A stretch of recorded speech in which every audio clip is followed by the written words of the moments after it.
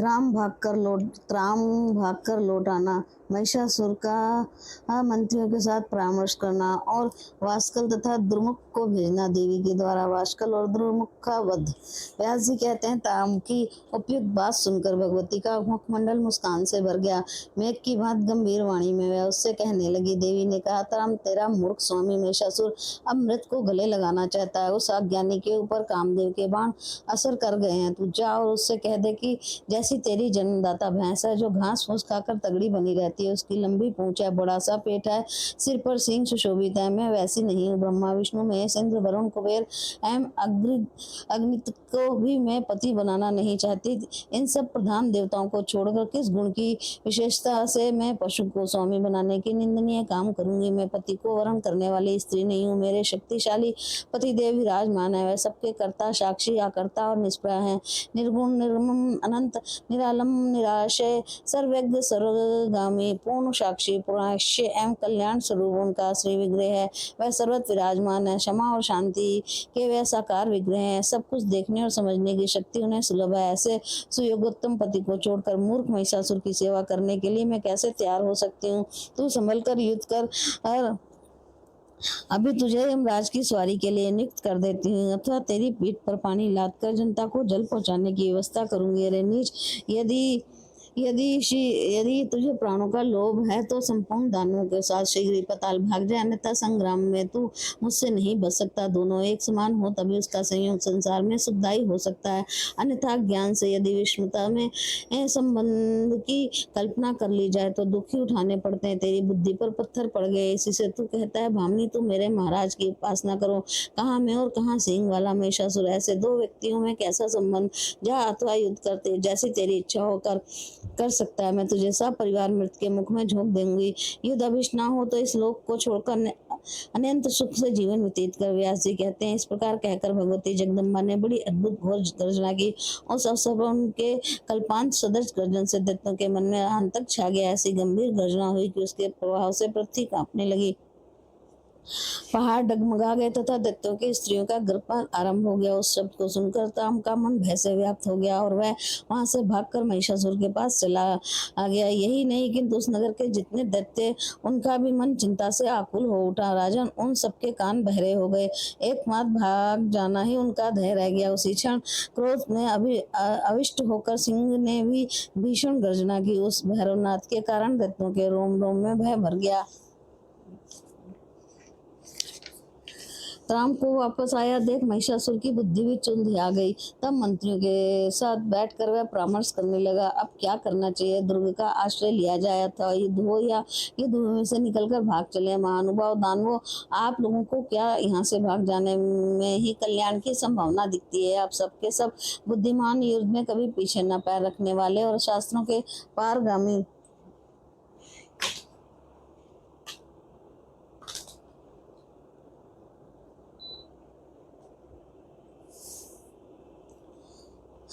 पारगामी विद्वान है। इस अवसर पर कार्य में सफलता प्राप्त करने के लिए कोई अत्यंत गुप्त मंत्रणा करना परम आवश्यक है। राज की स्थिति में मंत्रणा को ही प्रधान कारण माना गया है। राज को सुरक्षित रखने की इच्छा हो तो राजा के लिए सदाचारी विद्वान मंत्रियों से मंत्रणा करना अनिवार्य है। मंत्रणा का भेद फूट जाने पर राज तथा राजा दोनों का विनाश हो सकता है।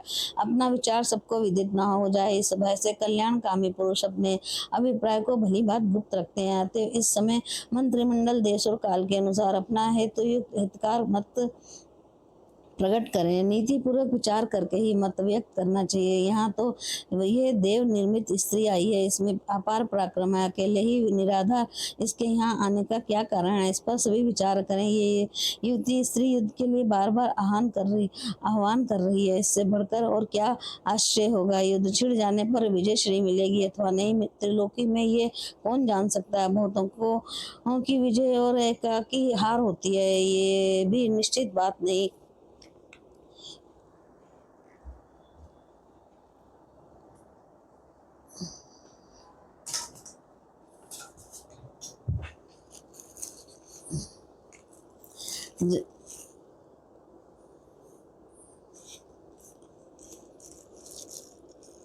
क्योंकि युद्ध में जय और पराजय की सदा देव के अधीन समझनी चाहिए। उपाय के समर्थक कहते हैं अदृष्ट अथवा भय देव क्या है और उसे किसने देखा है, उस देव की सत्ता में क्या प्रमाण माना जाए। केवल कायर व्यक्ति ही इसका आश्रय लेते हैं, शक्तिशाली पुरुष उस देव को कहीं भी नहीं देखते।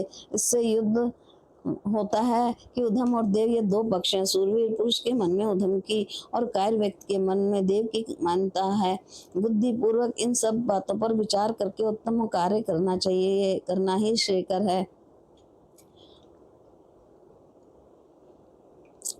व्यास जी कहते हैं अपने स्वामी महिषासुर के सार गर्भित वचन सुनकर महान यशस्वी विडालाक्ष हाथ जोड़कर कहने लगा, राजन, विशाल नेत्रों वाली इस स्त्री के विषय में फिर से यत्न पूर्वक जानकारी प्राप्त कर लेनी चाहिए। ये किस उद्देश्य और कहाँ से यहाँ आई है, किसके साथ इसका पाणी ग्रहण हुआ है। स्त्री के हाथ से आपका निधन निश्चित है। देवता इस विषय को भली बात जानते हैं। जान पड़ता है उन्होंने ही अपने सामूहिक तेज से उत्पन्न करके इस कमल नयनी को यहाँ भेजा है। वह सब के सब युद्ध देखने की अभिलाषा से छिपकर संप्रति आकाश में वर्तमान है। उन्हें भी युद्ध की कम लालसा नहीं है। समय आने पर वह सभी इस स्त्री के सहायक बन जाएंगे। विष्णु प्रभुति व प्रधान देवता समरभूमि में इस कामनी को अग्रसर बनाकर हमारा वध करेंगे। साथ ही वह स्त्री आपको मार डालेगी। राजन, मेरी समझ से इन देवताओं का यही मनोरथ है। भविष्य में होने वाले परिणाम की भली भांति जानकारी मेरे लिए सुलभ नहीं है। आप इस समय युद्ध ना करें, बस अब इससे अधिक मैं कुछ नहीं कह सकता। कार्य की प्रधानता मानकर हम निरंतर आपके लिए मर मिटने को तैयार हैं।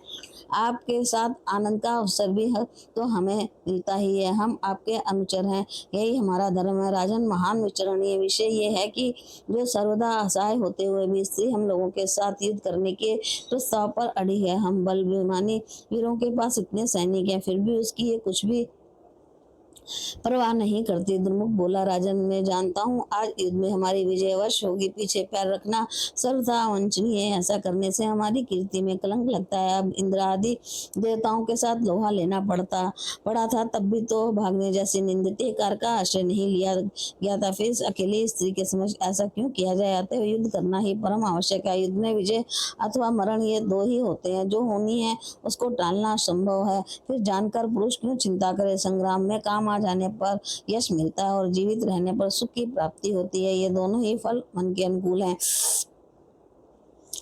ये मानकर अब युद्ध करने के लिए तत्पर हो जाना चाहिए। भाग जाने पर जगत में निंदा होगी, आयु समाप्त हो जाने पर मरना तो निश्चित ही है। अतः जीने और मरने के विषय में व्यर्थ चिंता नहीं करनी चाहिए। व्यास जी कहते हैं, आजकल बातचीत करने में बड़ा कुशल था। उसने दुर्मुख की बात सुनने के पश्चात हाथ जोड़कर नम्रता पूर्वक महिषासुर से ये वचन कहा। आजकल बोला, राजन, ये कायर व्यक्तियों के लिए ही अप्रिय है। आपको इस कार्य में विषय में कुछ भी चिंता नहीं करनी चाहिए। मैं अकेले ही चंचल नेत्रों वाली चंडी को मार डालूंगा। पर मन में उत्साह रखिए, राजन, मैं निर्भीक होकर युद्ध करूंगा। नरेश्वर, मेरे प्रयास से ये चंडिका यमराज के घर अवश्य पहुंच जाएगी। मैं इंद्र, वरुण, कुबेर, सूर्य, चंद्रमा, यमराज, अग्नि, वायु, विष्णु और शंकर से भी नहीं डरता। फिर अभिमान में चूर रहने वाली अकेली स्त्री मेरा क्या कर सकती है। मेरे चमकीले बाणों से उसके प्राण उड़ जाएंगे। आज आप मेरी भुजाओं का बल देखें, फिर सुखपूर्वक विहार कीजिएगा। इसके साथ युद्ध करने के लिए आपको स्वयं संग्राम में नहीं जाना चाहिए। व्यास जी कहते हैं, इस प्रकार विमान में प्रमत्त रहने वाला वाष्कल महिषासुर के प्रति अपना अभिप्राय व्यक्त कर गया। तत्पश्चात दुर्धर उस राक्षस राज को प्रणाम करके कहने लगा। दुर्धर ने कहा, महाराज, देवताओं द्वारा रची हुई इस देवी को मैं परास्त कर दूंगा। 18 भुजा धारण करके यह सुंदरी अवश्य किसी कारणवश यहाँ आई है। राजन, देवताओं की बनाई हुई माया है। आपको भयभीत करने के लिए ही इसका यहाँ आगमन हुआ है। ये केवल डराने के लिए ही है। यूं जानकर आप अपने मन का मुंह त्याग दीजिए। भोपाल ये राजनीति है। अब मंत्रियों के संबंध में मैं कुछ बातें कहता हूँ, सुनिए। कितने ही मंत्री सात्विक और राक्षस प्रकृति के होते हैं। इसके अतिरिक्त कुछ तामस भी होते हैं। दानेश्वर यूं जगत में मंत्रियों के 3 भेद माने जाते हैं। सात्विक मंत्री अपनी संपूर्ण शक्ति लगाकर स्वामी का कार्य संपन्न करते हैं। उनके मन में स्वामी के कार्य में किंचित मात्र भी विरोध नहीं रहता। वे धार्मिक और मंत्र शास्त्र के पारगामी विद्वान होते हैं। एकाग्र होकर अपने कर्तव्य में लगे रहते हैं। राजस मंत्रियों के मन में सदा भेदभाव बना रहता है। समय पाकर वह अपना कार्य साध लेते हैं। स्वामी का कार्य भले ही बिगड़ जाए, उसकी उन्हें परवाह नहीं रहती। किसी समय तो शत्रु का प्रलोभन में पड़कर वह विरोधी पक्ष में भी मिल जाते हैं। घर पर रहते हुए अपने स्वामी में जो त्रुटि है उसका भेद शत्रु के सामने प्रकट कर देना उनका स्वभाव बन जाता है। उनके कार्य में सदा भेद रहता है। म्यान में छिपी हुई तलवार की भांति वे घातक होते हैं। युद्ध का अवसर आने पर स्वामी के मन में आतंक फैला देना उनका स्वभाव हो जाता है। राजन, उन मंत्रियों पर कभी विश्वास नहीं करना चाहिए। विश्वस्त हो जाने पर काम बिगड़ जाने की संभावना रहती है। मंत्र हानि तो सदा ही होती है। दुराचारी मंत्रियों पर विश्वास कर लिया जाए तो लोभ के वशीभूत होकर वह क्या नहीं कर सकते। तामस प्रकृति वाले मंत्रियों का तो और भी नीच स्वभाव होता है। वह मूर्ख सदा पाप में ही निरत रहते हैं। अतः राजन, मैं स्वयं मोर्चे पर जाकर इस कार्य का संपादन करूंगा। आप सब प्रकार से निश्चिंत रहिए। इस दुराचारणी स्त्री को लेकर मैं शीघ्र ही लौट आऊंगा। आप मेरे स्वामी हैं, मैं अपनी पूरी शक्ति लगाकर आपका कार्य संपन्न करूंगा। आप मेरे धैर्य और सामर्थ्य को देखें। व्यास जी कहते हैं, इस प्रकार कहकर महाबाहु वाष्कल व द्रुमुक वहां से चल पड़े। उनके स्वाम से अभिमान टपक रहा था। संपूर्ण अस्त्र शस्त्रों के वे पूर्ण जानकार थे। तब वे मंत दानव सम्रांगण में पहुंच गए। वहां भगवती जगदम्बा विराजमान थी। उनसे वे मेघ की भांति गंभीर वाणी में कहने लगे, देवी, जिन महात्मा महिषासुर ने देवताओं को परास्त कर दिया उन्हें तुम पति रूप में स्वीकार कर लो। सुंदरी, व नरेश संपूर्ण दिक्तों के अधिष्ठाता है। सर्व लक्षण संपन्न सुंदर मनुष्य का रूप धारण करके दिव्य भूषण से आभूषित होकर एकांत में तुमसे भेंट करेंगे। सुचित स्मृति त्रिलोकी की सारी संपत्ति यथेष्ट भोगने का अवसर तुम्हें प्राप्त होगा। महिषासुर की अंग कांति बड़ी कमी है। मनोयोग पूर्वक तुम उनसे प्रेम कर लो। बेनी, ये नरेश महान पराक्रमी है। इन्हें पति बनाकर तुम संसारिक इस अद्भुत सुख को, जिसके लिए स्त्रियां प्रायः ललायित रहती हैं, प्राप्त करोगी। श्री देवी ने कहा, अरे धूर्त, तो तुम क्या ये समझ रहे हो कि काम के चंगल में फंसी ये अत्यंत अशिक्षित अबला है। मैं महान मूर्ख महिषासुर की सेवा कैसे करूं। सम्भ्रात कुल की स्त्रियां जो कुलशील और गुण से समानता रखता है वैसे पुरुष की ही उपासना करती हैं, बल्कि रूप, चातुर्य, बुद्धिशील और क्षमा आदि से और भी बढ़ चढ़कर से होना चाहिए। ये महिषासुर तो पशु का शरीर धारण किए रहता है। पशु में भी उसकी जाति अधम मानी जाती है। फिर कौन देव रूपणी ऐसी स्त्री होगी जो काम के वशीभूत होकर इस पशु को पति बनाना चाहेगी। तुम अभी अपने स्वामी के पास चले जाओ। अरे वाष्कल और द्रुमुक, तुम तुरंत अपने स्वामी महिषासुर के पास, जिसके सिर पर बड़े बड़े सींग तथा जो हाथी की भांति धूसरित पड़ा रहता है, जाओ और मेरे ये वचन उससे कह दो, तू पाताल में चला जा अथवा आकर मेरे साथ युद्ध कर। युद्ध होने पर ही देवराज निर्भय हो सकते हैं और ये ध्रुव सत्य है, मैं तुझे मार कर ही जाऊंगी, बिना मारे नहीं जा सकती। प्रचंड मूर्ख, मेरी इस बात पर विचार करके जैसी इच्छा हो वैसा कर। चार पैर वाले जानवर मेरे समक्ष विजयी हुए बिना कहीं भी भाग में, चाहे वह पृथ्वी का कोई भाग हो, पर्वत की गुफा हो अथवा आकाश ही क्यों ना हो, तुझे स्थान मिलना असंभव है। व्यास जी कहते हैं, भगवती के यूं कहने पर वाष्कल और द्रुमुक दोनों दत्त क्रोध से तमा उठे। उनकी आंखें नाचने लगी। वे दोनों वीर हाथ में धनुष और बाण लेकर युद्ध करने के लिए तैयार हो गए। भगवती जगदम्बा गंभीर गर्जना करके निर्भीकता पूर्वक विराजमान थी। कुरुवंश को सुशोभित करने वाले राजन व दानव पूरी शक्ति लगाकर देवी के ऊपर बाण बरसाने लगे। भगवती को देवताओं का कार्य सिद्ध करना था। वह सुमधुर गर्जन करके दानवों के प्रति प्रचुर बाण वर्षा करने को उद्युक्त हो गई। उन दोनों दैत्यों में वाष्कल बड़ा चंचल था। वह तुरंत सम्रांगण में भगवती के सामने आ गया। अभी त्रिमुख दर्शक बनकर देवी की ओर दृष्टि लगाए हुए खड़ा था। फिर तो वाष्कल और देवी में अत्यंत भयंकर आरंभ हो गया।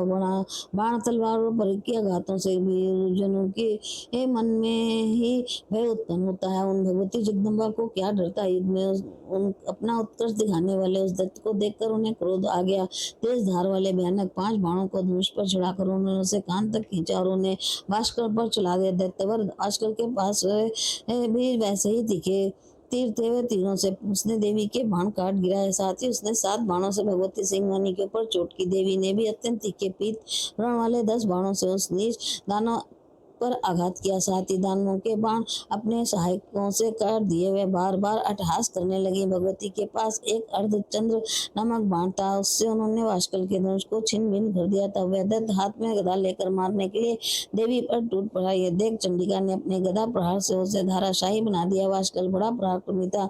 2 घड़ी तक जमीन पर उसकी सया बनी रही। वह फिर उठा और भगवती चंडिका पर गदा चलाने लगा। उस दैत्य को सामने आते देखकर देवी क्रोध से उबल पड़ी। त्रिशूल से उसकी छाती में भीषण प्रहार किया। चोट लगते ही वाष्कल जमीन पर गिर पड़ा और उसके प्राण पखेरु उड़ गए। उस दुराचारी दानव के गिरते ही उसकी सेना नष्ट भ्रष्ट हो गई। आकाश में स्थित देवताओं को अपार हर्ष हुआ। भगवती जगदम्बा की वह जय जयकार मनाने लगे।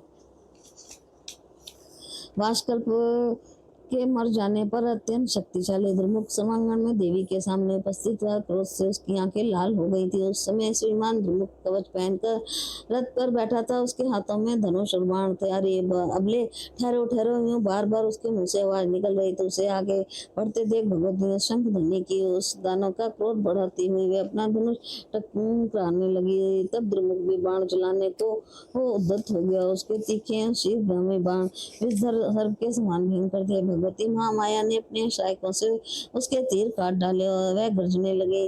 राजन, अब दोनों में महान भयंकर संग्राम होने लगा। बाण, शक्ति, गदा, मुशल और तोमर आदि अस्त्र शस्त्रों से वह परस्पर प्रहार करने लगी। उस समय युद्ध स्थल में रुद्र की नदी बह चली। उस नदी के तट पर कट कर गिरे हुए वीरों के मस्तक इस प्रकार सुशोभित हो रहे थे मानो तैरने की कला सीखने वाले यमराज के दूत अभ्यास करने के लिए तुम भी एकत्रित किए हुए। उस अवसर पर वहां की भूमि बड़ी भयंकर हो गई थी, क्योंकि सर्वत कटी लाशें बिछी थी। उन्हें खाने वाले सुराल आदि क्रूर जानवरों का युद्ध जुटा था। सियार, कुत्ते, कौवे, काक, आयुमुख नामक पक्षी, गीद और बाज उन दुष्ट दानवों के मृत शरीरों को नोच नोच कर खा रहे थे। मृतकों के संग संग सरसंग से अत्यंत दुर्गंधित हवा चलने लगी।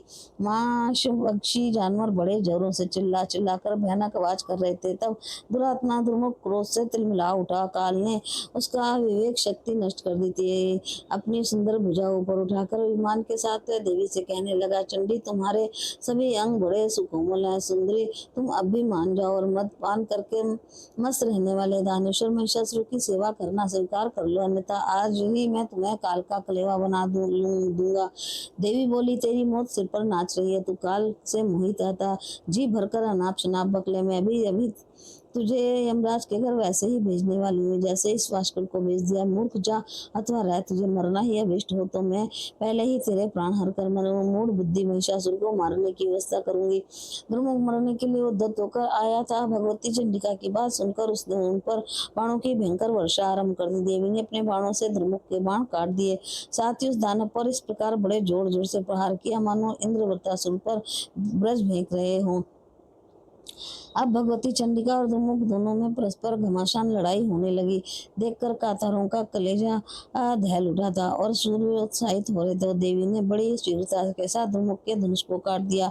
उनके वैसे ही 5 बाणों से दानव का उत्तम रथ भी छिन्न भिन्न हो गया। रथ टूट जाने पर महाबाहु दुर्मुख दुर्दृष्ट गदा हाथ में लेकर पैदल ही भगवती की ओर दौड़ा तथा पूरी शक्ति लगाकर सिंह के मस्तक पर उसने गदा से चोट पहुंचाई। महाबली सिंह प्रहार से व्यथित होने पर भी अपने स्थान से विचलित नहीं हुआ। गदा लेकर सामने खड़े हुए दुर्मुख को देखकर भगवती जगदम्बा ने अपनी तीखी तलवार से क्रीट सहित उसके मस्तक को धड़ से अलग कर दिया। मस्तक कट जाने पर दुर्मुख के प्राण प्रयाण कर गए। वह जो इन पर पड़ गया। अब देवता आनंद से विहल हो तो उन्होंने उच्च स्वर से जय ध्वनि आरंभ कर दी। साथ ही देवी की स्तुति करने में संलग्न हो गया। बहुत से देवता आकाश में स्थित होकर भगवती के ऊपर पुष्प बरसाने लगे। उसके मुख से जय जयकार की घोषणा हो रही थी। उनके मुख से जय जयकार की घोषणा हो रही थी। लड़ाई के मोर्चे पर दुर्मुख की जीवन लीला समाप्त हो गई। यह देखकर ऋषियों और सिद्धों, गंधर्वों और विद्याधरों किन्नरों के मुख पर प्रसन्नता की किरणें चमक उठी। अध्याय 12-13। शिशुराख्य, त्रामाक्ष, अशिलोमा और विडालाक्ष का वध। व्यास जी कहते हैं, द्रुमुख युद्ध में काम आ गया। ये समाचार सुनकर महिषासुर को उससे मूर्छित हो गया। ये क्या हो गया? यूं बार बार ये संपूर्ण दानों से पूछने लगा। उसने कहा, द्रुमुख और वाष्कल बड़े सूरवीर दानव थे। एक सुकुमार कन्या के हाथ वे युद्ध भूमि में सदा के लिए सो गई। ये कितने महान आश्चर्य की बात है। देखो, यही देव का विधान है। इससे ये सिद्ध हो रहा है कि मनुष्य सर्वदा परतंत्र है। उन्हें अच्छे बुरे कर्मों के अनुसार सुख और दुख में लगाने का अधिकार सदा एकमात्र प्रबल काल को ही है। ये दोनों प्रसिद्ध दानव थे, उनकी मृत्यु हो गई। इसके बाद अब क्या करना चाहिए? बड़ी ये विषम परिस्थिति सामने आ गई है। सब लोग परस्पर विचार करके जो उचित जान पड़े कहें। व्यास जी कहते हैं, राजन, इस प्रकार अमित पराक्रमी महिषासुर के कहने पर उसका सेनाध्यक्ष महारथी शिशुराख्य बोला, राजन, एक स्त्री के मार डालने में कौन सी चिंता की बात है? मैं उसका वध कर डालूंगा। यूं कहकर कुछ सैनिकों को साथ ले वह रथ पर बैठा और चल दिया। दूसरे शक्तिशाली त्राम को उसने अपना अंग रक्षक बना लिया। चलते समय उसकी विशाल सेना तुमुल ध्वनि से आकाश और दिशाएं गूंज उठी। शिशुराख्य आ रहा है, ये देखकर कल्याण में भगवती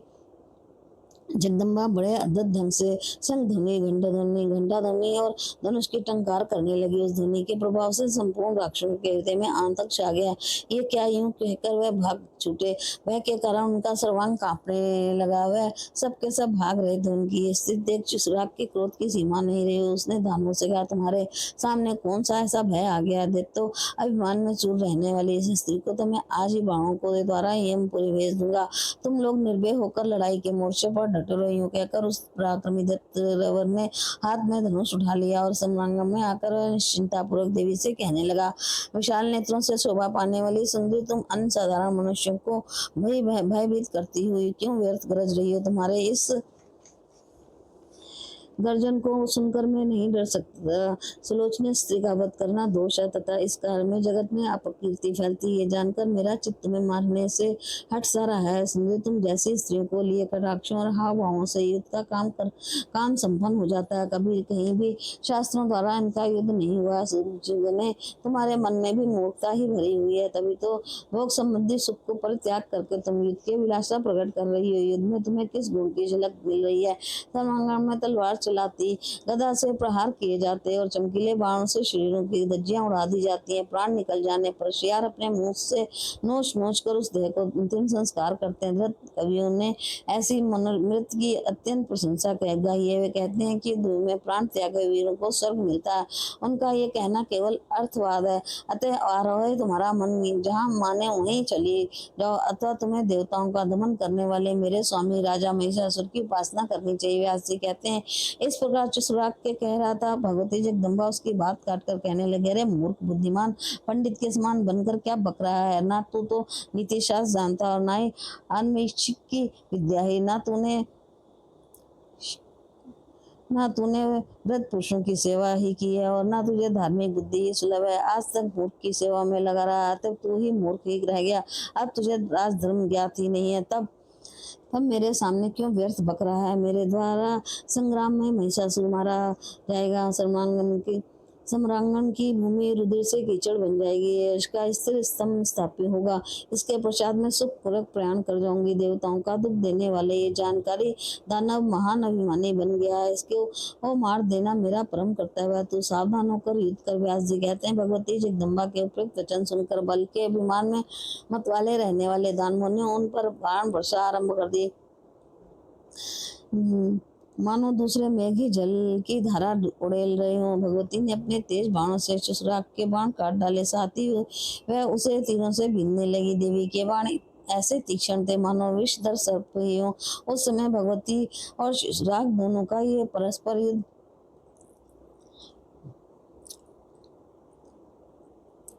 आश्चर्यप्रद हो रहा था। जगदम्बा ने सिंह पर विराजमान रहकर गदा से ये उस दानव पर चोट की। कठिन गदाघात को न सह सकने के कारण चिसराग मूर्छित हो गया। दो मुहूर्त तक अवचेतना बनी रहे। दुराचारी दानव पत्थर की भांति पर पड़ा रहा।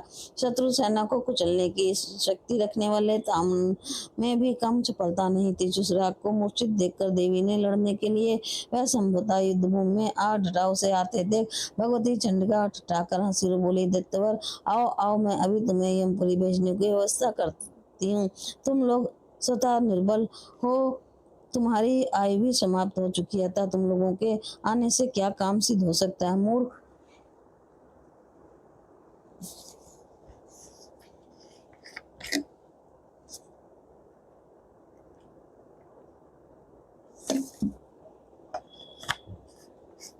महिषासुर घर पर रहकर जीने के किस उपाय में लगा है। तुम मूर्खों के मर जाने पर भी मेरा क्या काम बनेगा। मेरे परिश्रम की कोई सफलता नहीं हो जा सकेगी, क्योंकि देवताओं से विरोध रखने वाला नीच महादुष्ट महिषासुर तो अभी जीवित ही है। तो तुम लोग घर जाकर महिषासुर को यहाँ भेज दो।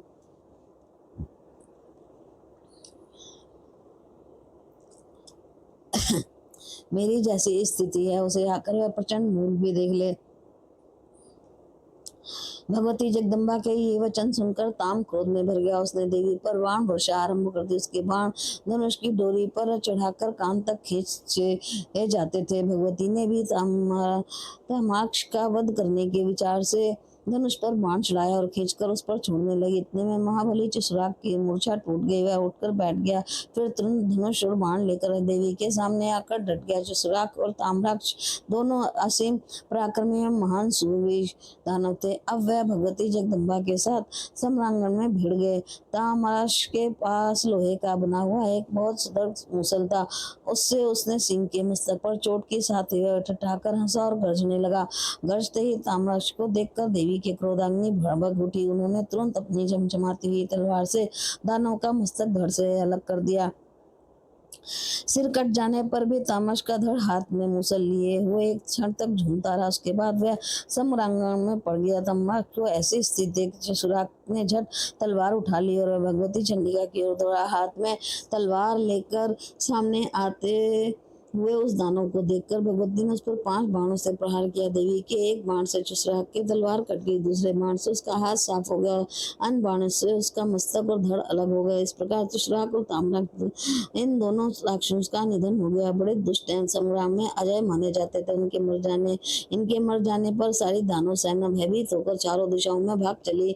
उन दानवों की मृत देखकर संपूर्ण देवता आनंद से विह्वल हो उठे।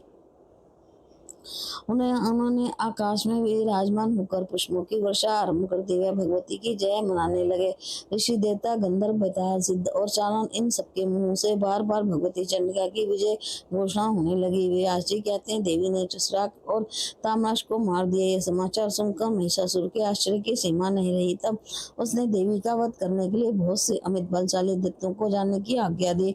उन दैत्यों में श्लोमा और विड़लाक्ष ये प्रमुख दानव थे। युद्ध में कोई उनका सामना नहीं कर सकता था। उन्होंने कवच पहन लिए, हाथों में अस्त्र ले लिए, विशाल सेना के साथ समागम में जा उपस्थित हुए। वहां उन्होंने देखा भगवती सिंह पर विराजमान है। उनके 18 दिव्य भुजाएं हैं। तलवार और ढाल आदि आयुधों को उन्होंने धारण कर रखा है और वह दैत्यों का वध करने के लिए सर्वथा संपन्न है। अब असिलोमा देवी के सामने चला गया और अत्यंत नम्रता के साथ शांति पूर्वक देवी से कहने लगा। अश्लोमा बोला, देवी सच्ची बात बताओ, तुमने किस प्रयोजन से यहाँ आने का कष्ट उठाया और सुंदरी इन निरापराधी दैत्यों को क्यों मार रही हो? इसका कारण बतलाने की कृपा करो। मैं भी तुम्हारे साथ संधि करने के लिए तैयार हूँ। रहे सुवर्ण मणि रत्न और अच्छे अच्छे पात्र, तुम्हें जिन वस्तुओं की इच्छा हो उन्हें लेकर शीघ्र यहाँ से पधारो। क्यों युद्ध की अभिलाषा प्रकट करती है? युद्ध में तो दुख और संताप की भरमार रहती है। महात्मा पुरुष कहते हैं कि युद्ध संपूर्ण सुखों का विघात तक है। तुम्हारा ये शरीर अत्यंत कोमल है, पुष्प का आघात भी इसके लिए असहाय है। ऐसी स्थिति में तुझे महान आश्चर्य तो ये है कि तुम शस्त्रों के आघात कैसे और क्यों सहने के लिए तैयार हो।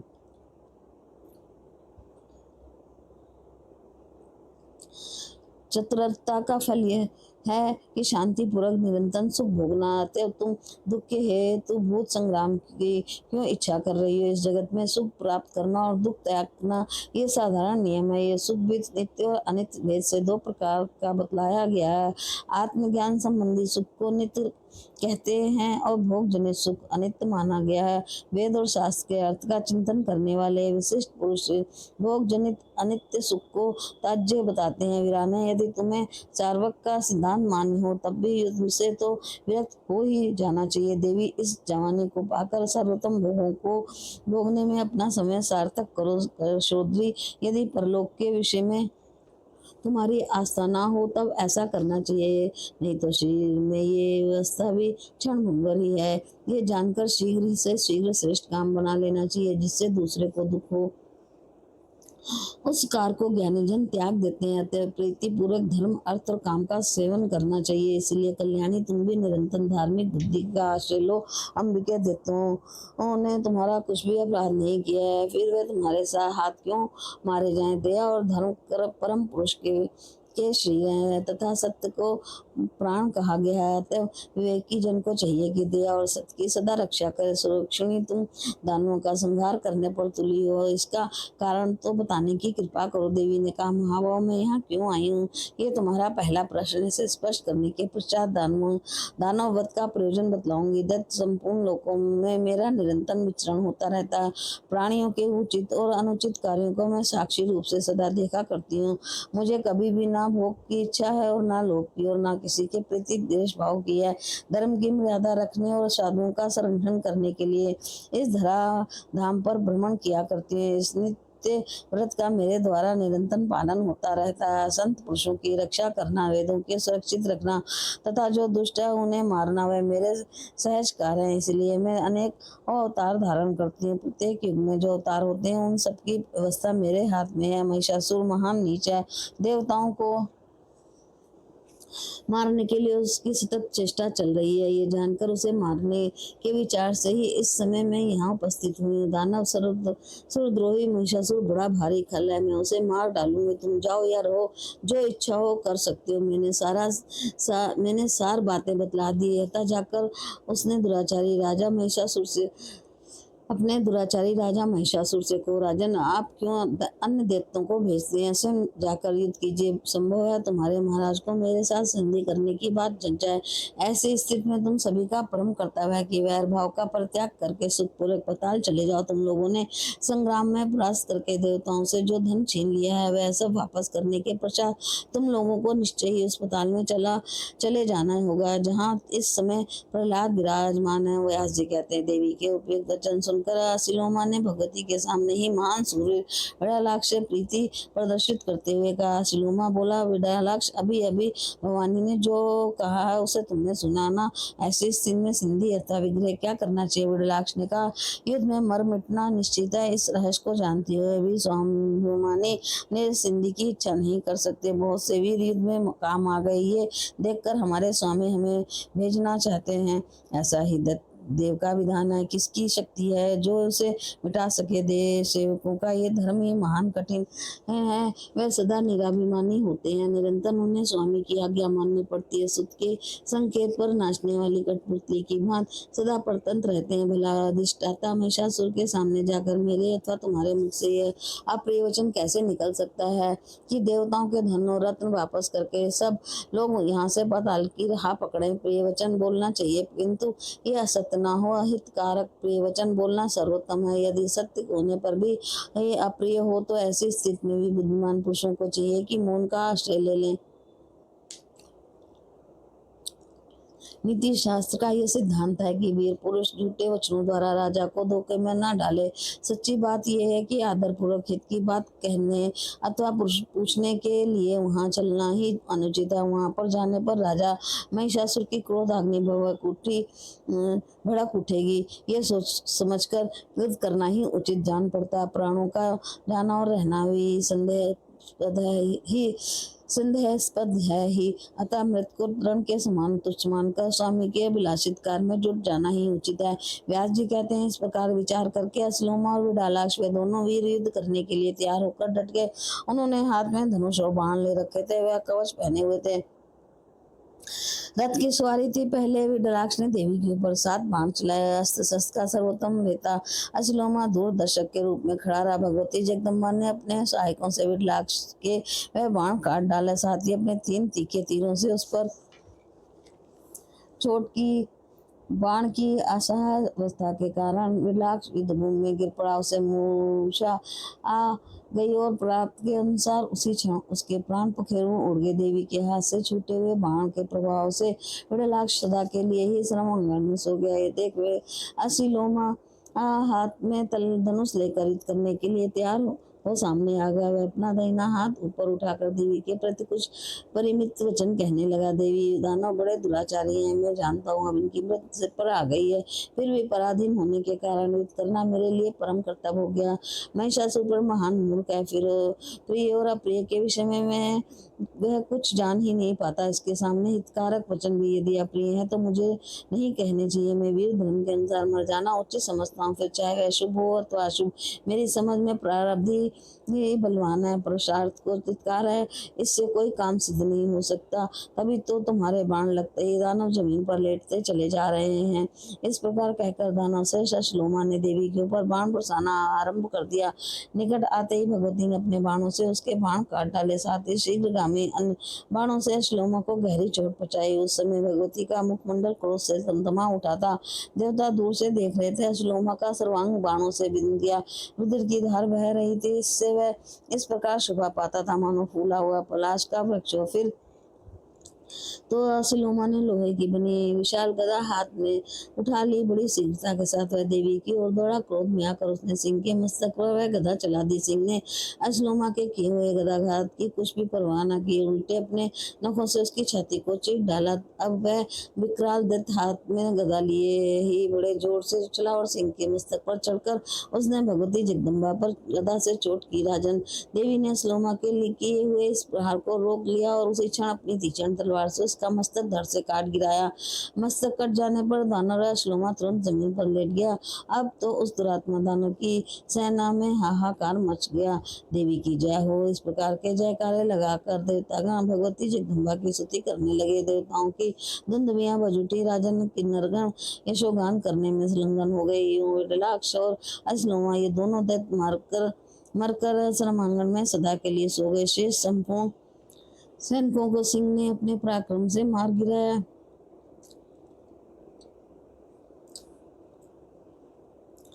जो कुछ बचे थे उन्हें सिंह ने अपना कलेवा बना लिया। कुछ टूटे फूटे अंग वाले मूर्ख दानव दुखित होकर महिषासुर के पास पहुंचे।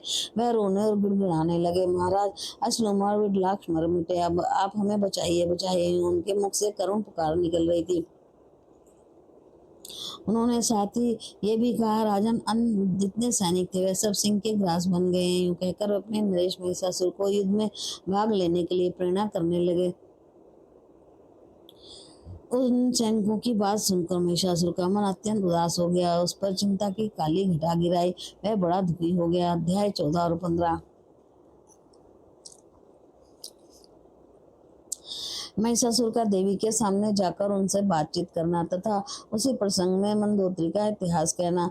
व्यास जी कहते हैं, सैनिकों की बात सुनकर महिषासुर के क्रोध की सीमा नहीं रही। उसने अपने सारथी को बुलाकर कहा, जिसमें 1000 गधे जोते जाते हैं, जो ध्वजा एवं पताका से सुशोभित है, जिस पर अनेकों आयुध रखे जाते हैं तथा जिनके चक्के गंधर हर बड़े मजबूत हैं, वे मेरा प्रकाशमान अद्भुत रथ अभी मेरे सामने उपस्थित करो। आज्ञा पाते ही सारथी तुरंत रथ ले आया और बोला, राजन, मैं खूब सजाकर रथ ले आया हूँ, ये बाहर दरवाजे पर खड़ा है। उस रथ पर संपूर्ण श्रेष्ठ आयुध सुरक्षित है। उत्तम चांदनी से उसे छाड़ दिया गया है। तदनंतर रथ आ गया। ये जानकर दानवराज महाबली महिषासुर मनुष्य का शरीर धारण करके समांगण में जाने के लिए तैयार हो गया। उसने मन ही मन सोचा, मैं वैसे के रूप में हूँ, मेरा मुख अत्यंत रूप है, मेरे मस्तक पर सिंह है। इस रूप को देखकर देवी अवश्य उदास हो जाएगी। स्त्रियों को प्रसन्न करने के लिए सुंदर रूप और चतुरता परम आवश्यक है। आकर्षक रूप और चतुरता से संपन्न होकर मैं उस युवती के सामने जाऊंगा, जिससे मुझे देखते ही उसके हृदय में प्रेम का उदय हो जाए। मेरे लिए भी सुख की संभावना इसी स्थिति में है। यूं मन में विचार कर उस महाबली दानवराज ने सहसे का रूप त्याग कर सुंदर पुरुष की आकृति धारण कर ली। उसके हाथों में संपूर्ण आयुध सुशोभित थे। वह उत्तम अलंकारों से अलंकृत था। उसके सुंदर शरीर को दिव्य वस्त्र सुशोभित कर रहे थे। ऐसा जान पड़ता था मानो कोई दूसरा कामदेव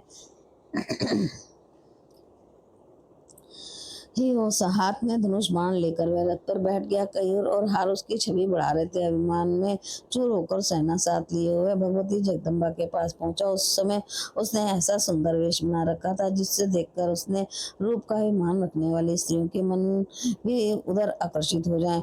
जब देवी ने उस देखा दैत्यराज महिषासुर निकट आ गया और बहुत से वीर उसके साथ आ रहे हैं, तब वो उन्होंने शंख ध्वनि आरंभ कर दी। जन समाज में आश्चर्य प्रकट करने वाली उस संग ध्वनि को सुनकर महिषासुर भगवती के पास आ गया और मनो हंसता हुआ उनसे बोला, देवी, ये जगत परिवर्तनशील है। स्त्री अथवा पुरुष जो भी उसमें रहते हैं, उन सबके मन में सब प्रकार से सुख भोगने की ही इच्छा बनी रहती है। मनुष्यों को संयोग में ही सुख प्राप्त होता है। योग में सुख की संभावना नहीं की जा सकती। संयोग भी अनेक प्रकार के होते हैं, उनके भेद बतलाता हूँ, सुनो। कितने स्थलों पर उत्तम प्रीति होने के कारण संयोग हो जाता है, कहीं संभवतः संयोग की विधि बैठ जाती है। सर्वोत्तम प्रीति जनित संयोग के विषय में मैं अपनी बुद्धि के अनुसार कहता हूँ। माता और पिता के पुत्र के साथ जो संयोग है उसे उत्तम माना गया है। भाई का भाई के साथ संयोग बना है रहने में कारण प्रधान है, पिता उसे माध्यम कहते हैं। जो सर्वोत्तम सुख देने में समर्थ है उसी के संयोग में श्रेष्ठ कहा गया है। उससे जो कम सुख देने वाला उसे मध्यम मानते हैं। विद्वान पुरुषों का कथन है कि नाव पर बहुत से लोग बैठते हैं, उनमें सबका एक दूसरे से पृथक विचार रहता है। स्वभाववश वह एकत्रित होते हैं, उनमें जो कुछ भी सुख मिलता है वह बहुत थोड़े समय के लिए। अतः ऐसे संयोग को कनिष्ठ माना गया है, क्योंकि इस प्रकार के संयोग से बहुत से कम सुख मिलता है। चतुरता, रूप, वेश, कुल, शील और गुण, इन सब में समानता होनी चाहिए, तभी परस्पर सुख की वृद्धि कही जाती है। वीर पुरुष हो, यदि तुम मेरे साथ संयोग करती हो तो तुम्हें सर्वतोकृष्ट सुख प्राप्त होना बिल्कुल निश्चित है। प्रिय, मैं अपनी रुचि के अनुसार अनेक प्रकार के रूप धारण कर सकता हूँ। इंद्र प्रभृति सभी देवता संग्राम में मुझसे परास्त हो चुके हैं। इस समय मेरे महल में जितने दिव्य रत्न हैं, उन सभी का उपयोग करना में तुम्हें सुलभ होगा, अथवा इच्छा अनुसार तुम उसका दान भी कर सकती हो। सुंदरी, अब तुम मेरी पटरानी बनने के प्रस्ताव स्वीकार करो। मैं तुम्हारी दास्ता स्वीकार करने के लिए तैयार हूँ। तुम्हारी आज्ञा मानकर मैं देवताओं के साथ वैर करना छोड़ दूंगा, इसमें कोई संदेह नहीं है। तुम्हें जिस प्रकार सुख प्राप्त हो वही कार्य मेरे लिए सुरोधाय है। मधुर वचन बोलने वाली हे प्रिय, तुम्हारे नेत्र बड़े ही विशाल है। मेरे लिए जैसा आदेश हो वैसा ही संपन्न करने को मैं समुत्सुक हूँ। तुम्हारे सामने मेरे मन को मोह लिया है। सुंदरी, अब मैं अत्यंत आतुर होकर तुम्हारे शरण में आया हूँ। राम भोरो कामदेव के बाणों ने मुझे बुरी तरह से घायल कर दिया है। मुझ शरणागत की रक्षा करो। शरण में आए हुए की रक्षा करना संपूर्ण धर्मों में उत्तम धर्म माना गया। काली के से अनुपम शोभा पाने वाले कशोत्री, मैं तुम्हारा निजी चाकर हूँ। मुझे तुम्हारी चाकरी करना स्वीकार है। जीवन पर्यंत मैं सत्य वचन का पालन करूंगा, कभी विचलित नहीं होऊंगा। सुंदरी, मैंने नाना प्रकार के आयुध त्याग दिए हैं। तुम्हारे चरणों में मेरा मस्तक झुका है। विशाल लोचने, मुझ पर दया करो। सुंदरी, जन्म से लेकर आज तक ऐसी दीनता मेरे मन में कभी नहीं आई। ब्रह्मा आदि अनेकों शक्तिशाली पुरुषों से मुठभेड़ होने पर भी मैं दब ना सका। केवल तुम्हारे ही समझ में अधीनता स्वीकार कर रहा हूँ। ब्रह्मा प्रभृति संपूर्ण देवता सम्रांगण में मेरे चरित्र से पूर्ण परिचित है। भामिनी, आज वही मैं तुम्हारा सेवक बनकर सामने उपस्थित हूँ। मेरी ओर ताकने की कृपा करो। व्यास जी कहते हैं, इस प्रकार महिषासुर अनाप शनाप बक रहा था। अनुपम छवि धारण करने वाली भगवती चंडिका के मुखमंडल प्रसन्नता की किरणें चमक उठी। उन्होंने मुस्कुराकर कहना आरंभ कर दिया। देवी ने कहा, परम पुरुष परमात्मा के अतिरिक्त अन्य कोई पुरुष मेरा अभिष्ट नहीं है। दैत्य, मैं केवल उन्हीं को चाहती हूँ। अखिल जगत की सृष्टि करना मेरा प्रधान कर्तव्य है। मैं परम पुरुष संपूर्ण विश्व के आत्मा, मुझ पर उनकी दृष्टि लगी रहती है, क्योंकि मैं उनकी प्रकृति हूँ। मेरा विग्रह कल्याण में है। उनका सान्निध्य पाने से ही मुझ में सदा प्रस्तुत रहने वाली चेतना आ जाती है। नहीं तो मैं जड़ थी। उनके संयोग का ही प्रभाव है कि मैं सचेतन हो गई हूँ। जिस प्रकार लोहा संभवतः जड़ होने पर भी चुंबक का संयोग होते ही उसमें चेतना आ जाती है, मैं ग्राम सुख भोगने की कभी इच्छा नहीं करती। मूर्ख, तेरी बुद्धि बड़ी खोटी है। इसी से तो स्त्री संबंधी सुख के लिए इतना ललाई था। अरे, पुरुष को बांधने के लिए स्त्री एक सुदृढ़ जंजीर कही जाती है। लोहे से बंधा हुआ छूट भी सकता है, किंतु जो स्त्री रूपी सांकल में बन जाता है उसका छूटना अत्यंत दुष्कर है। मूर्ख, जिसमें मूत्र भरा हो उसका सेवन करने के लिए क्यों इतना लोलुप हो रहा है। उस सुखी होना चाहता है तो मन में शांति रख, इसी से सुख प्राप्त कर सकेगा।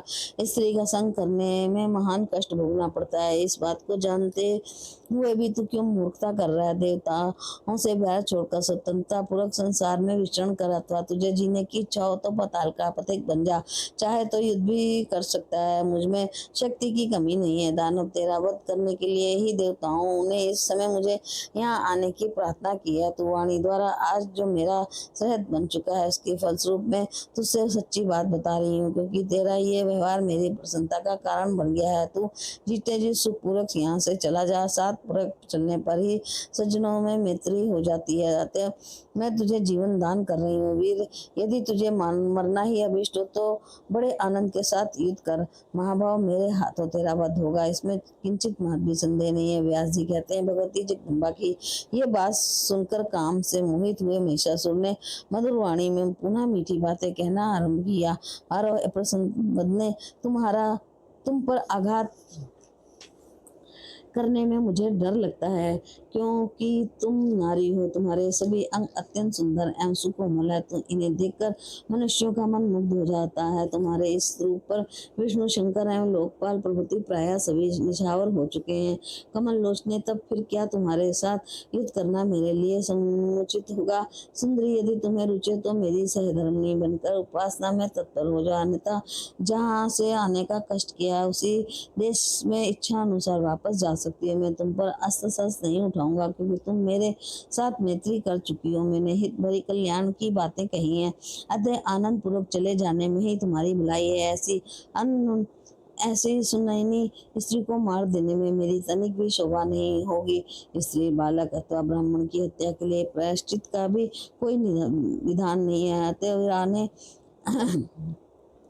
और ने आज मैं तुम्हें लेकर घर चलने का विचार कर रहा हूँ। यदि मैं तुम्हारे साथ बलपूर्वक प्रयोग करता हूँ तो इससे किसी उत्तम फल की संभावना नहीं दिखती, क्योंकि वैसी स्थिति में भोग सुख का अवसर कैसे मिल सकता है। सुकेशी, यही कारण है कि मैं नर्म होकर प्रार्थना पूर्वक तुमसे बातें कर रहा हूँ। प्रिया के मुख कमल से वंचित रहने पर पुरुष के लिए अन्य कोई सुख का साधन नहीं है। ऐसे ही पुरुष के बिना स्त्रियों के लिए समझना चाहिए। संयोग में ही सुख की अनुभूति होती है, वियोग में दुख भोगने पड़ते हैं। तुम सुंदरी स्त्री और संपूर्ण आभूषण तुम्हारी छवि बढ़ा रहे हैं। तुम में चतुरता अभाव कैसे हो गया, इसकी परिणाम स्वरूप तुम मेरी स्वामिनी बनना अस्वीकार कर रही हो। किसने तुम्हें भोगों से सदा वंचित रहने वाला ये उपदेश दिया है। मधुर भाषण करने वाली प्रिय, किसी शत्रु ने तुम्हें ठग लिया है, इसी से समप्रीति तुम्हारी ऐसी बुद्धि हो गई है। अब तुम इस आग्रह को छोड़कर अत्यंत सुंदर कार्य करने में उद्यत हो जाओ। ये निश्चय है कि संबंध हो जाने पर तुम्हें और मुझे सभी सुख सुलभ हो जाएंगे। विष्णु लक्ष्मी के साथ, ब्रह्मा सावित्री के साथ और शंकर पार्वती के साथ तथा इंद्र सची के साथ रहकर ही सुशोभित होते हैं। कौन ऐसी स्त्री है जो पति के अलग होकर चिरस्थायी सुख प्राप्त कर सके। सुंदरी, तुम्हें कौन सा ऐसा उपदेश मिल गया जिसे सर्वोत्तम समझकर तुम मेरे श्रेष्ठ पति को अस्वीकार कर रही हो।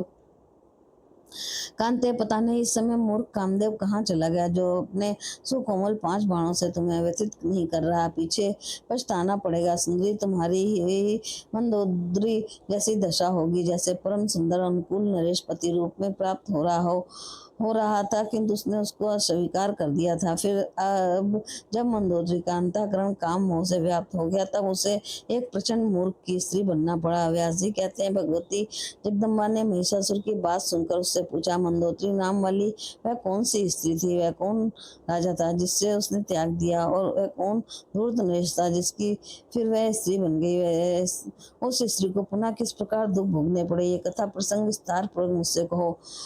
महिषासुर बोला, धरातल पर सिंहल नाम से प्रसिद्ध एक देश है। सघन पशु उसकी शोभा बढ़ा रहे हैं। धन और अन्नधान्य से उस देश का कोई भी भाग खाली नहीं था। चंद्रसेन नामक राजा की वहाँ राजधानी थी। वह नरेश बड़े धर्मात्मा, न्यायशील एवं शांत स्वभाव के थे तथा तत्परता पूर्वक राजा का पालन करते थे। वह सदा सत्य बोलते थे। उनका स्वभाव बड़ा कोमल था। वह सूरवीर थे। उन्हें नीति के साग रोपम शास्त्र को पार करने की उत्कट इच्छा लगी रहती थी। शास्त्र संपूर्ण धर्मों के वे पूर्ण जानकार थे। धर्म वेद में उनकी अच्छी गति थी। उनकी सुंदरी स्त्री भी वैसे ही सर्वगुण संपन्न थी। वे सदा श्रेष्ठ आचरण का पालन करती थी। पति भक्ति में उसका अटूट अनुराग था।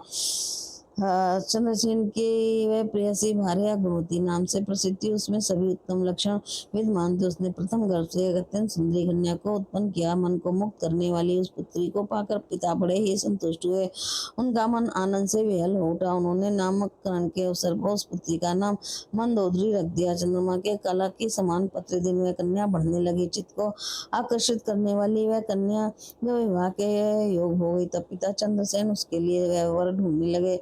इस विषय को लेकर उनका मन सदा चिंतित रहता। उस समय संधवा नाम से प्रसिद्ध एक सूरवीर नरेश मध्य देश में राज्य करते थे। उनका वह एक सुयोग पुत्र था।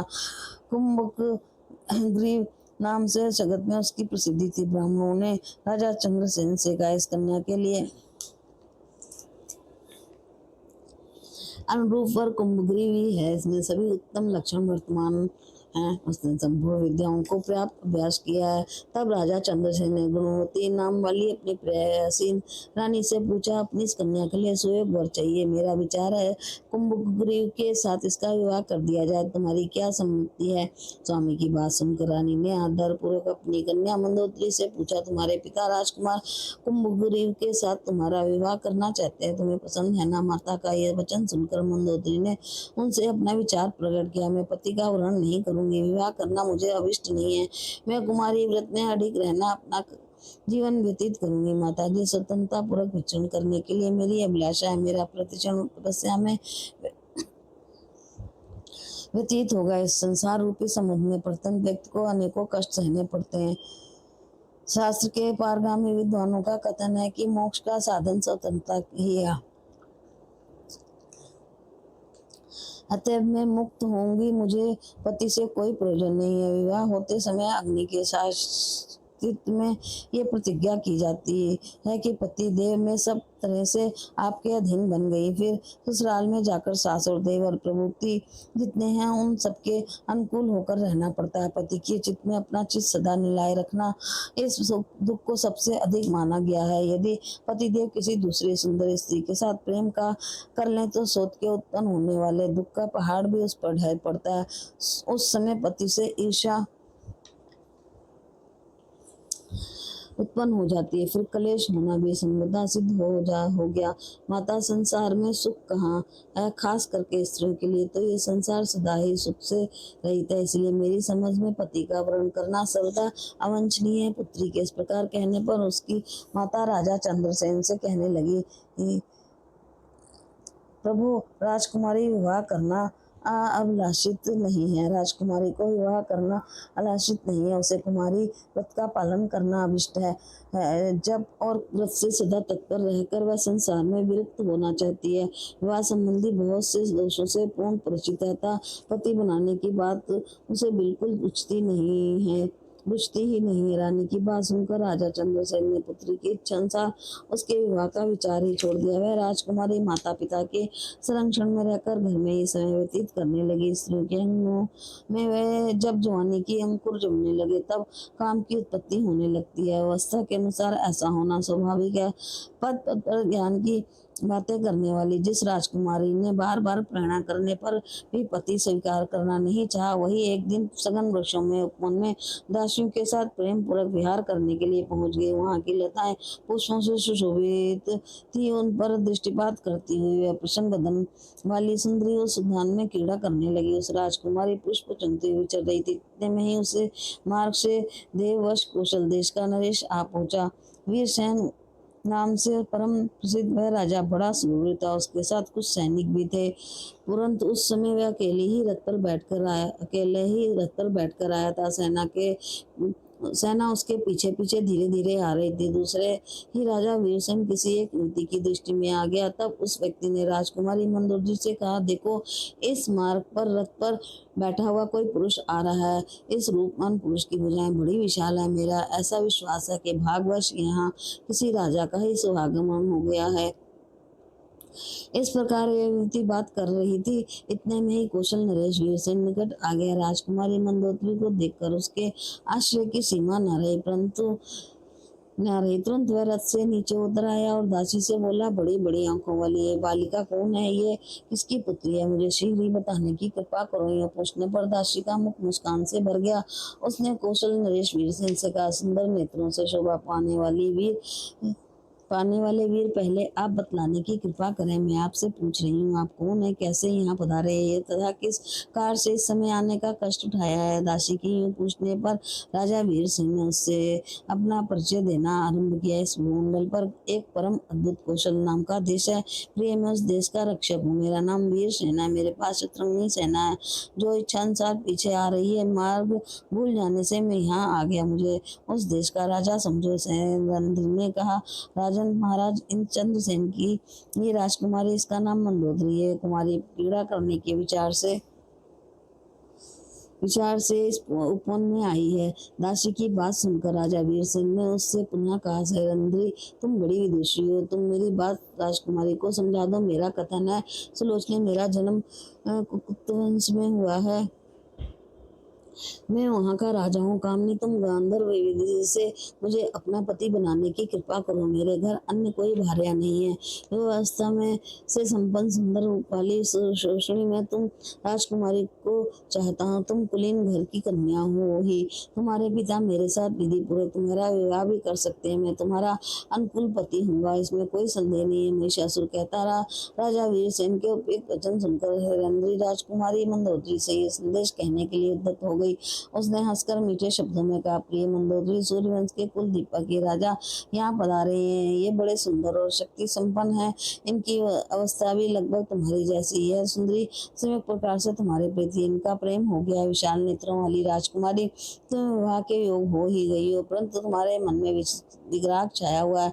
इस बात को जानकर तुम्हारे पिता भी सरता दुखी रहते हैं। राजा ने लंबी सांस लेकर इस विषय में हमसे कहा है कि दासियों, तुम लोग सदा सेवा में संलग्न रहती हो। मेरी इस राजकुमारी को समझाओ कि तुम्हारी हठ धर्म के कारण हम कुछ कह नहीं सकते, फिर भी हम ये बता देना चाहती हैं कि स्त्रियों के लिए पति की सेवा ही ये परम धर्म है। ये मनु का कथन है। पति की सेवा में संलग्न रहने वाली नारी स्वर्ग प्राप्त कर सकती है। अतः लाक्षी, तुम विधि पूर्वक विवाह करो। राजकुमारी मंदोदरी ने कहा, बाले, मुझे ये पति बनाना बिल्कुल अभिष्ट नहीं है। मैं अद्भुत तपस्या करूंगी। तुम इस कौशल नरेश को मना कर दो। ये निर्जल क्यों मुझ पर आंख गड़ा रहा है? सरेंद्री ने कहा, देवी, इस कामदेव पर विजय पाना महान कठिन है। साथ ही काल की गति को ही डालना संभव है। अतः सुंदरी, तुम्हें मेरे उचित वचन का पालन अवश्य करना चाहिए, नहीं था ये निश्चित है कि तुम कभी ना कभी दुख के गर्त में गिर जाओगे। सैरंध्री की बात सुनकर राजकुमारी ने उससे कहा, परिचारिके, देववश जो होने वाला है वह होगा ही। उसके ये मुझे कोई चिंता नहीं है, परंतु मेरा ये सब तरह से निश्चित विचार है कि मैं विवाह नहीं करूंगी। महिषासुर कहता रहा। राजकुमारी मंदोदरी का निश्चित विचार जानकर सैरंध्री ने जाकर कौशल नरेश वीर सेन से कहा, राजन, आप इच्छा अनुसार यहाँ से पधारने की कृपा करें। आप जैसे सुबहवती को भी राजकुमारी ग्रहण करना नहीं चाहती। दासी की बात सुनकर राजा वीर सेन के मुख पर उदासी छा गई। अपनी सेना के सहित वे अपने कौशल देश के लिए प्रस्थित हो गए। राजकुमारी के प्रति अब उनकी स्पृहा नहीं रही। अध्याय 16 और 17। भगवती चंडिका का भगवती चंडिका द्वारा महिषासुर का वध तथा देवताओं के द्वारा जगदम्बा की स्तुति। महिषासुर कहता रहा, मंदोदरी की एक छोटी बहन थी। उस सुंदरी कन्या का नाम इंदुमती था। जब वह सौभाग्यवती कन्या विवाह के योग हुई, तब राजा चंद्रसेन ने उसके लिए स्वयंवर रचा। उस सभा मंडल में देश देशांतर के राजा उपस्थित थे। इंदुमती ने किसी एक शक्ति संपन्न राजा के गले में हार डाल दिया। वह नरेश बड़ा ही सुंदर, कुलीन एवं सुशील तथा संपूर्ण शुभ लक्षणों से युक्त था। उसी समय मंदोदरी पर काम के बाण असर कर गए। वह आतुर हो उठी। इतने में ही किसी एक शूद्र नरेश पर उसकी दृष्टि पड़ गई। वह बड़ा दुष्ट था, किंतु उसके सर्वांग में चतुरता भरी थी। देववश राजकुमारी के मन में वह जच गया। वह तब सुंदरी मंदोदरी ने अपने पिता से कहलाया, पिताजी, आप मेरा भी विवाह कर दीजिए। आज इस स्वयंवर के अवसर पर मध्य देश के राजा को देखकर मुझे ऐसी इच्छा उत्पन्न हो गई। पुत्री की इस बात को सुनकर राजा चंद्रसेन मनी मन से उस कार्य को की व्यवस्था समय लग गए। मध्य प्रदेश के राजा चंद्रेश्वर को घर पर बुलाया और वैवाहिक विधि संपन्न कर अपनी कन्या मंदोदरी को उसे सौंप दी। दहेज में बहुत सा सम्मान दिया। चारुदर्शन भी उस सुंदरी कन्या को पाकर अत्यंत हर्षित तो अपने घर चला गया। रानी सहित राजा चंद्रसेन के मन की जलन भी शांत हो गई। चारों देशों राजाओं में भी सुप्रसिद्ध था। कामनी मंदोदरी के साथ बहुत दिनों तक उसने आनंद किया, पर वह दुष्चरित्र था। उसके अति नंदनीय आचरण मंदोदरी ने स्वयं देख लिए, तब उसका मन खेद से भर गया। उसने सोचा, पूर्व काल में स्वयंवर के अवसर पर जब उस सठ नरेश को मैंने देखा था, तब उसके स्वभाव से मैं अनभिज्ञ उसने मुंह के कारण में बड़ा अनर्थ कर डाला। इस धूर्त नरेश ने मुझे ठग लिया। अब मैं क्या करूं? केवल संताप ही मेरे हाथ लगा। ये चारुदर्शन अत्यंत निर्जल, निर्दयी और धूर्त ऐसे पति के प्रति प्रेम कैसे ठहर सकता है? आज मेरे इस जीवन को धिक्कार है। आज तक संसारिक सुख से मैं विरक्त थी। मुझे जो नहीं करना चाहिए था वही कार्य मैंने कर डाला। उसी के परिणाम स्वरूप मुझे ये दुख भोगना पड़ रहा है। अब यदि मैं प्राण त्याग देती हूँ तो बड़ी दुष्टा से आत्महत्या हो जाएगी। तत्काल पिता के घर चले जाऊं तो वहां भी सुख मिलना असंभव ही है, क्योंकि सुखियों के लिए मैं उपहास की सामग्री बन जाऊंगी, इसमें कोई संशय नहीं है। तो विरक्त होकर यहीं रहना है मेरे लिए कर्म कर्तव्य है। समय बलवान है, इसके प्रभाव से पुनः काम संबंधी सुख का परित्याग अवश्य हो गया। महिषासुर कहता रहा। इस प्रकार सोच समझकर वह नारी मंदोदरी दुराचारी पति के घर पर रह गई। उसका प्रत्येक क्षण शोक और संताप से व्यतीत होने लगा। संसारिक सुख उसके लिए नहीं के बराबर हो गया। तो कल्याणी, तुम भी इस समय मुझ नरेश का अनादर करके फिर कामातुर होकर किसी मूर्ख निंद पुरुष की सेवा में रहना चाहती हो। तुम मेरी सच्ची बात मान लो, स्त्रियों के लिए ये परम हितकारक है। यदि ऐसा नहीं करती हो तो तुम्हें अपार शोक का सामना करना पड़ेगा, इसमें कोई संदेह नहीं है। देवी ने कहा, अरे मूर्ख, तू अब पताल भाग जा अथवा मुझसे युद्ध कर। तुझे मारने के पश्चात संपूर्ण असुरों का वध करके मैं सुख पूर्वक यहाँ से जाऊंगी। वह दानव जब जब संत पुरुषों पर कष्ट पहुंचता है, तब तब उनकी रक्षा करने के लिए मैं देह धारण करके प्रकट होती हूँ। दैत्य तो निश्चय समझ में अरूप और अजन्मा हूँ, फिर भी देवताओं की रक्षा करने के लिए रूप और जन्म धारण करना स्वीकार कर लेती हूँ। महिषासुर, मेरी वाणी अमोघ है, तू मुझ पर ध्यान दे और देवताओं की प्रार्थना करने पर तुझे मारने के लिए ही मैं प्रकट हुई हूँ। तुझे मारने के पश्चात मैं पुनः अंतर्धान हो जाऊंगी। तब तू युद्ध कर अथवा तुरंत पताल में जहाँ असुर निवास करते हैं चला जा। अब मैं तुझे मार ही डालना चाहती हूँ। मैं बिल्कुल सच्ची बात कह रही हूँ। व्यास जी कहते हैं, भगवती जगदम्बा के यूं कहने पर महिषासुर हाथ में धनुष लेकर युद्ध करने के अभिलाषा से संग्राम में उपस्थित हो गया। उसने तीक्ष्ण नोक वाले बाणों को कान तक खींचकर तुरंत चलाना आरंभ कर दिया। देवी ने कुपित होकर अपने तीक्ष्ण बाणों से महिषासुर के बाण काट दिए। तदंतर भगवती जगदम्बा और महिषासुर में परस्पर अत्यंत भयंकर युद्ध आरंभ हो गया। देवता और दानव दोनों परस्पर विजय के लिए ललायित थे। इतने में दुर्धर आदमका और देवी के लक्ष्य करके तीखे बाण चलाने लगा। उसके भयंकर बाण विषय में बुझाए गए थे, तब विष में बुझाए गए थे। तब भगवती की क्रोधाग्नि धधक उठी। उन्होंने चमकीले बाणों से दुधर पर आघात पहुंचाया, जिससे तुरंत उस दानव के प्राण पखेरु उड़ गए। पर्वत शिखर की भांति वह जमीन पर ढह पड़ा।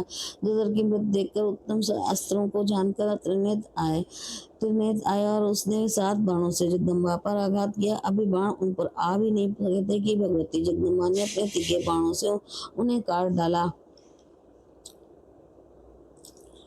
साथ ही त्रिशूल से त्रिनेत्र की धज्जी उड़ा दी। त्रिनेत्र उस लोक में चल बसा, इस लोक से चल बसा। ये देखकर तुरंत अंधक आ पहुंचा। उसके पास लोहे की बनी हुई गदा थी। उसने सिंह पर मस्तक पर प्रहार किया। अंधक अत्यंत बलवान योद्धा था, किंतु सिंह ने क्रोध में भरकर उसे नखों से चीर डाला और उसका मांस खाने लगा। इतने राक्षस संग्राम में काम आ गए। वह देखकर महिषासुर के आश्चर्य की सीमा नहीं रही। उसने देवी के बाणों का लक्ष्य बनाया। बाणों के अपने शरीर पर आने के पूर्व ही देवी ने तीखे तीरों से उन सबके टुकड़े कर दिए और गदा से उसकी छाती पर चोट पहुंचाई। देवताओं के लिए कंटक स्वरूप वेदत महान नीच था।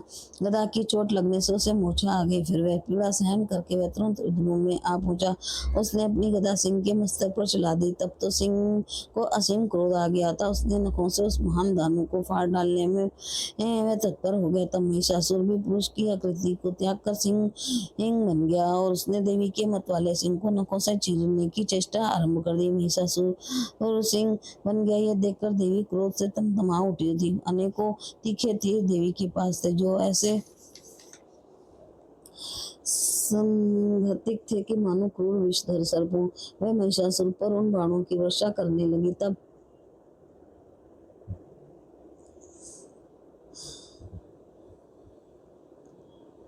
वह दानव सिंह का वेश त्याग कर रणस्थल में मद चाहने वाला हाथी बन गया, चुचचाने वाला हाथी बन गया। फिर मनुष्य बनकर के उसने हाथ में पर्वत शिखर उठा लिया और उसे भगवती चंडिका पर फेंकने लगा। जगदम्बा ने अपने चमकीले बाणों से आते ही पर्वत शिखर को तिल तिल काट दिया और वह ठठाकर हंसने लगी। तब सिंह उछला और पुनः गजराज बने हुए महिषासुर के मस्तक पर विराजमान होकर अपने नखों से उसे फाड़ने लगा। इतने में महिषासुर हाथी का रूप त्याग कर अत्यंत बलवान भयंकर शर्म बन गया और कुपित होकर देवी के सिंह के वो मारने के लिए प्रयास करने लगा। उस दानव को शर्म वेशधारी देखकर देवी क्रोध में भर गई। उन्होंने झट तलवार से उसके मस्तक पर आघात किया। उस दानव ने भी देवी पर चोट की। तब दोनों ने अत्यंत भयंकर युद्ध होने लगा। उसने पुनः भैंसे की आकृति धारण कर ली और सिंहों से देवी को मारने लगा। उसका यह रूप बड़ा भयानक वह विकराल था। उसके पूंछ घुमाने और सिंह झाड़ने से देवी को चोट लगने लगी। वह दुरात्मा बड़ी प्रसन्नता के साथ हंसता हुआ पूंछ और सिंहों के सहारे बलपूर्वक पत्थरों को घुमा घुमा कर फेंक रहा था। बल के अभिमान में चूर रहने वाला उस असुर ने कहा, देवी अब तुम संग्राम में डट जाओ। रूप एवं तारुण्य में से शोभा पाने वाली तुम्हें आज मैं अवश्य मार डालूंगा। तुम्हारी बुद्धि मारी गई है, इसी से मंदोमत होकर तुम इस समय मेरे साथ युद्ध करने में तत्पर हो रही हो। अत्यंत मोह में पड़ जाने से तुम्हारा सारा बल बिल्कुल व्यर्थ जा रहा है। तुम्हें मारने के बाद मैं उन देवताओं के प्राण भी हर लूंगा जो कपट से अपनी प्रतिष्ठा जमाए हुए हैं, तथा तुम नारी को अगवा बनाकर जिन धूर्तों को विजय पाने की लालसा लगी हुई है। देवी बोली, मूर्ख, व्यर्थ अभिमान ना कर, सम्रांगण में ठहर जा, मैं तुझे मारकर श्रेष्ठ देवताओं को निर्भय बनाऊंगी। व्यास जी ने कहा। इस प्रकार कहकर भगवती चंडिका उसी क्षण त्रिशूल उठाकर महिषासुर पर झपट पड़ी।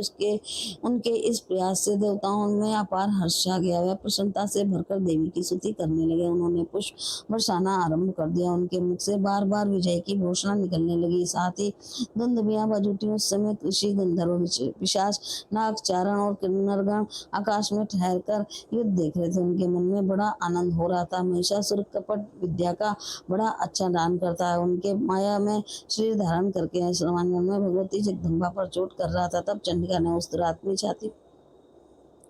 दुरात्मा की छाती पर बलपूर्वक तीखे त्रिशूल से आघात किया। उस समय देवी की आंखें क्रोध से लाल हो उठी थी। चोट लगने पर महिषासुर भूमि पर गिर पड़ा। वह एक मुहूर्त तक उसकी चेतना लुप्त सी रही, परंतु वह फिर उठकर खड़ा हुआ और पैरों से वेग पूर्वक देवी पर प्रहार करने लगा। पैरों से मारने के पश्चात वह बार बार ठठाका मारकर हंसता भी था। उसके मुख से भयंकर गर्जना निकल रही थी, जिसे सुनकर देवताओं के हृदय में आतंक छा जाता था।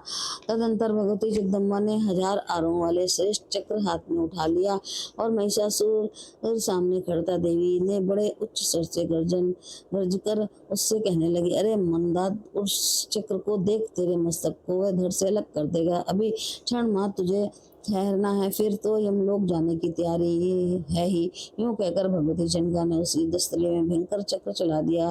उस चक्र के लगते ही महिषासुर का मस्तक धड़ से अलग हो गया। उस समय उसके कंठ की नली से इस प्रकार गर्म खून की धारा बहने लगी, मानो गेरू आदि धातुओं से युक्त लाल पानी का झरना बड़े प्रबल वेग के साथ पर्वत से गिर रहा हो। मस्तक कट जाने पर महिषासुर का धड़ चक्कर काटकर पृथ्वी पर गिर पड़ा। देवताओं के मुख से सुख बढ़ाने वाली विजय घोषणा आरंभ हो गई। भगवती के वाहन सिंह ने भी अप्रीतम बल था।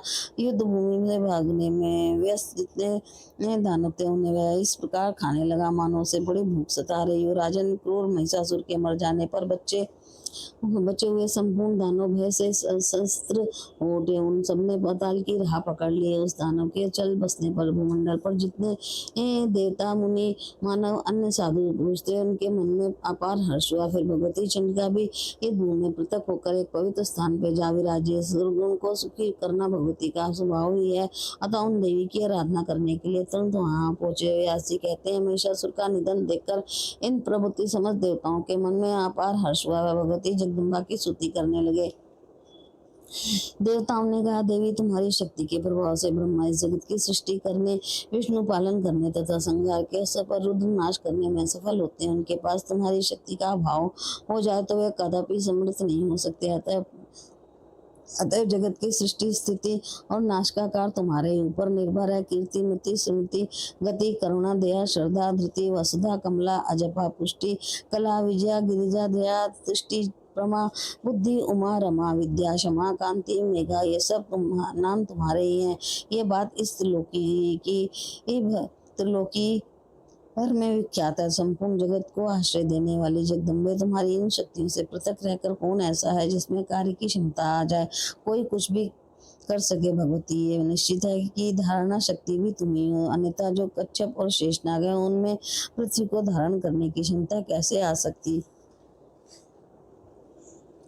है। माता पृथ्वी भी तुमसे कोई अतिरिक्त वस्तु नहीं है। यदि ऐसा ना माने तो प्रचुर भार से संपन्न ये जगत निराधार आकाश में किस प्रकार ठहर सकता है। जगत के चराचर प्राणियों को भोग प्रदान करना भी तुम्हारा ही कार्य है। 7 प्रकृतियां और 16 विकार प्रकृतियां तुम्हारे अंश हैं, जिनसे युक्त होने के कारण जीव जगत सदा बना रहता है। अतः जीव धात्री भी तुम्हें सिद्ध हुई। इसी से तुम अपने निज जन देवताओं का जिस प्रकार पालन करती हो, वैसे ही दूसरों का भी पालन पोषण करती रहती हो।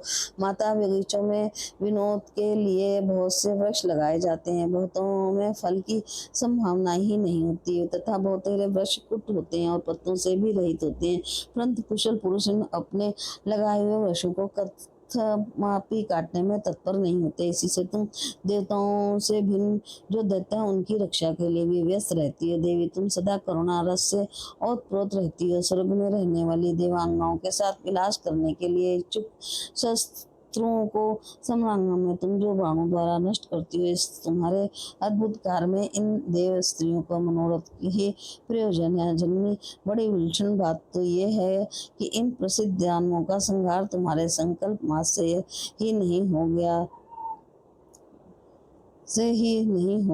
उन्हें मारने के लिए तुम अवतरण धारण करती हो। वास्तव में तुम्हारा मनोरंजन है, ना कि तुम्हारी कोई बात।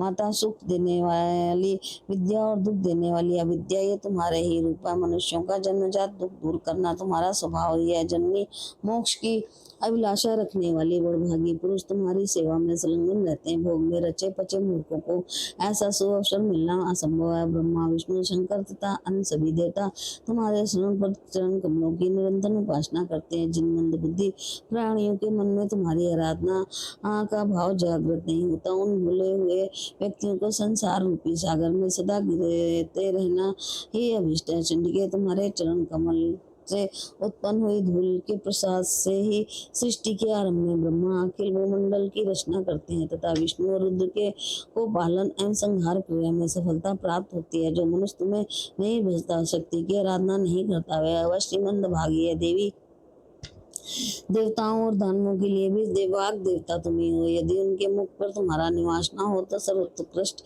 देवता भी बोलने में असमर्थ हैं। मुख होने पर भी तुमसे रिक्त रहकर मानव बोल नहीं सकते। भगवती, अद्भुत बात यह है कि शत्रु भी तुम्हारे लिए दया के पात्र बने रहते हैं। अतः संग्राम में तुम्हारे तीखे तीरों से मरकर वह स्वर्ग के अधिकारी बन जाते हैं, अन्यथा अपने बुरे कर्म के फलस्वरूप तो वह निरंतर नरक में ही पड़े रहते हैं। उस पर सदा आपत्ति नहीं ही रहती है, उन पर सदा आपत्ति ही रहती है। तुम्हारे गुणों की महिमा असीम है। भला उन गुणों से भली बात मोहित कौन मानव तुम्हें जानने में किस प्रकार समर्थ हो सकते हैं। सतयुग में सद्गुण की प्रधानता रहती है, असत शास्त्रों पर आस्था नहीं जमने पाती, किंतु कली में तो कवित्व के अभिमानी जन तुम्हें ढकने की चेष्टा करके तुम्हारे ही बनाए हुए देवताओं की स्तुति संलग्न हो जाते हैं। तुम मुक्ति फल प्रदान करने वाली परा विद्या योग सिद्धा हो। जो शुद्ध अंतःकरण वाले सात्विक मुनिगण तुम्हारा ध्यान करते हैं, उन्हें माता के उदर से संकट सहने का प्रिय अवसर नहीं मिल सकता।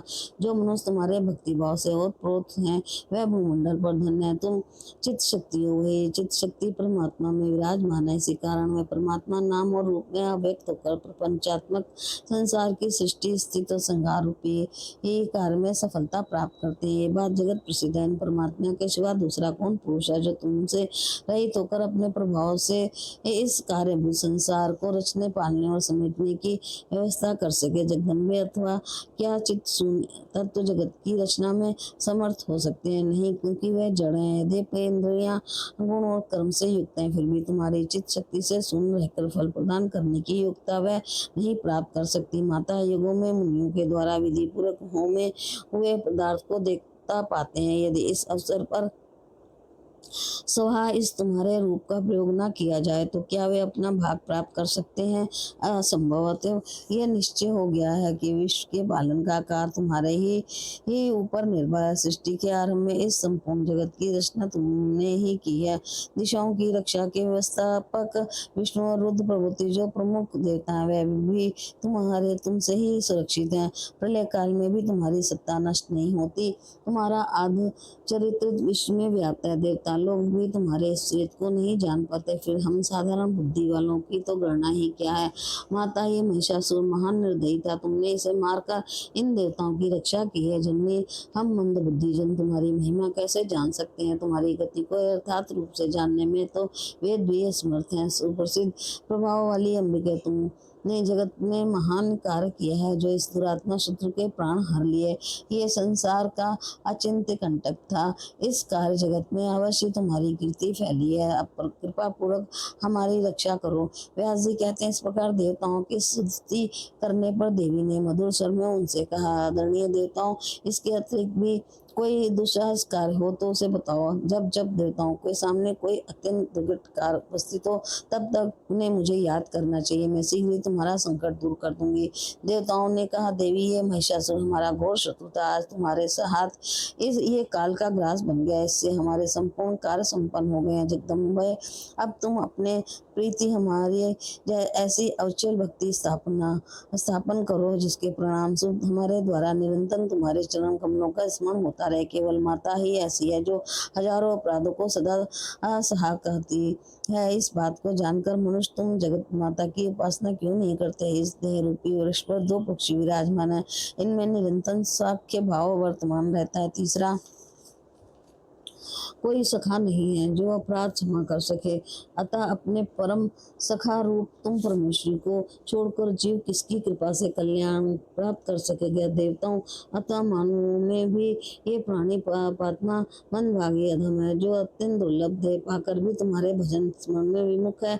मन, वाणी और कर्म से बार बार दोहरा कर हम ये सत्य कह रहे हैं, देवी, सुख अथवा दुख प्रत्येक परिस्थिति में तुम्ही हमारे लिए अद्भुत शरण हो। तुम अपने संपूर्ण आयुधों द्वारा हमारी निरंतर रक्षा करो। तुम्हारे चरण कमल की रज को छोड़कर हमारे लिए कोई और शरण नहीं है। व्यास जी कहते हैं, इस प्रकार देवताओं के सत्वन करने पर भगवती जगदम्बा में इंद्रधान हो गए और वहां से पधार गई। ये देखकर देवता असीम आश्चर्य में पड़ गए। अध्याय 18 और 19।